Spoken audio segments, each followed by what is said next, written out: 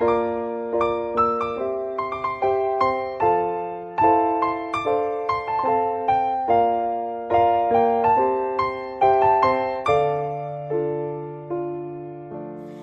születtél ezen a tájon, itt ringatott az édesanyád, itt indultál el az útra, s itt jártad ki az iskolát.